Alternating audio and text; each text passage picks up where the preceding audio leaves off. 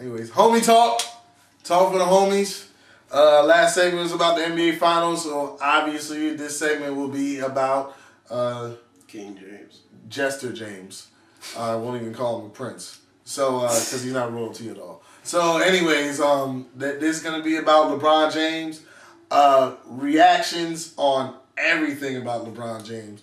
Comparisons, what he said about fans having miserable lives or whatever, and his apology, all that crap. Start us off, man. What do you think about LeBron James? Well, I mean, his team lost, so I mean, I guess he's gonna get all the hate, from the people who's hating on Miami. So all that's gonna come anyway. You know what I'm saying? So I mean, I don't necessarily agree with what he said, but I can understand where he's coming from. You know what I'm saying? Okay. What is your take on what LeBron said? My take on it is that he just put up a defensive wall because he was getting all this criticism and all that because, everybody wanted him to fail. They felt like he basically ran out on the Cavaliers so he could win himself a championship. Nobody even liked how he left in the first place because he said he could take his talents to South Beach instead of saying, I'm going to leave for a better chance to win a championship.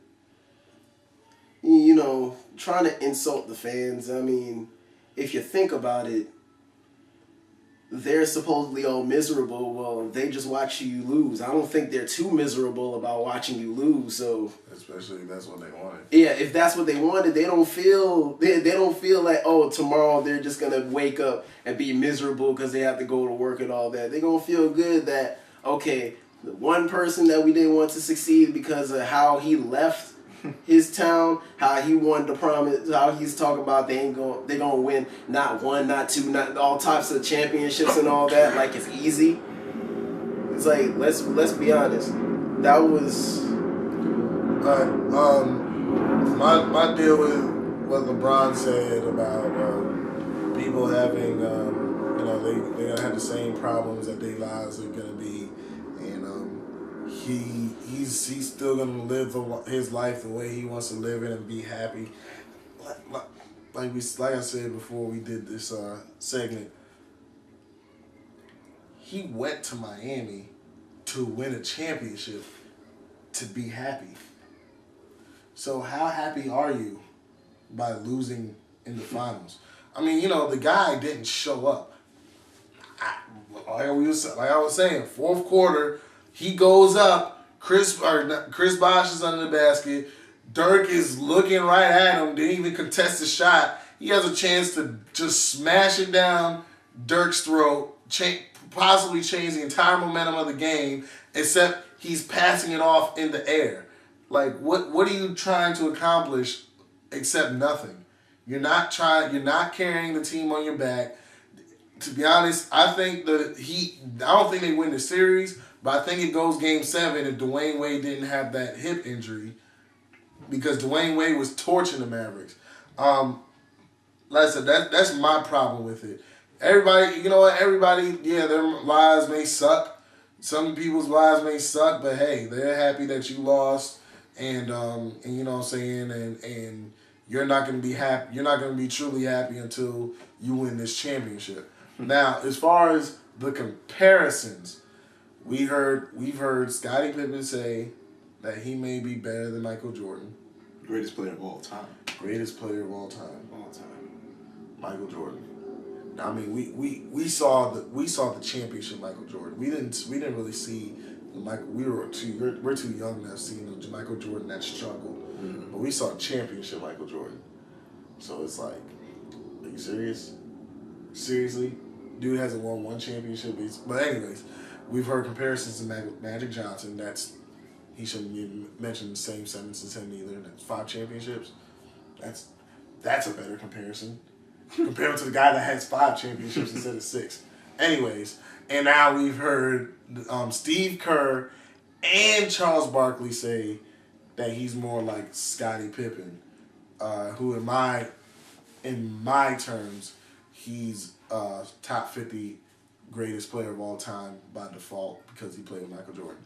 But how do y'all feel about the comparisons? I mean, do you think that he can eventually become Michael Jordan, or is he always going to be Scottie Pippen? Look, let's be honest. When he decided to go to Miami, he became Scottie Pippen. Miami's not his team. So he's going, because no matter how much media attention he's going to get, he's still always going to be second fiddle to Dwayne Wade, because that's Dwayne Wade's team. As far as the comparisons, it's like, yeah, he could score at will at times, but he's not an assassin like Jordan. When it comes to the facilitating, he could pass the ball real well, but he'll never be a Magic Johnson because he for real. Even though you see all those pep talks that they had before they got on the court. What do you do on the court? Yeah, it's like you can bark all you want, but if you ain't performing on the court, all that stuff just goes out the window. All right, what is your take on the comparisons? The comparisons definitely need to stop. I mean, you're comparing this guy to Jordan.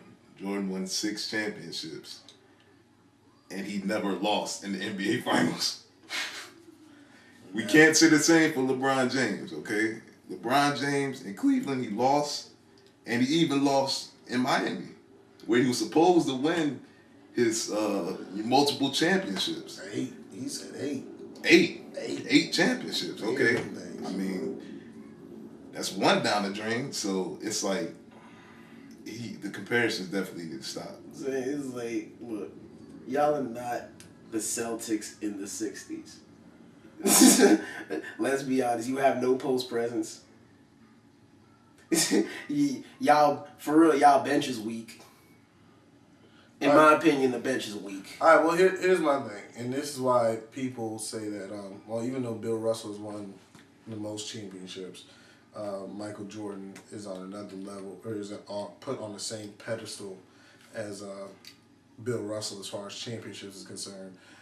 Michael Jordan, of course, has 6 Finals MVPs, but Bill Russell played in an era where there was only 2 other dominant teams in the NBA during the 60s.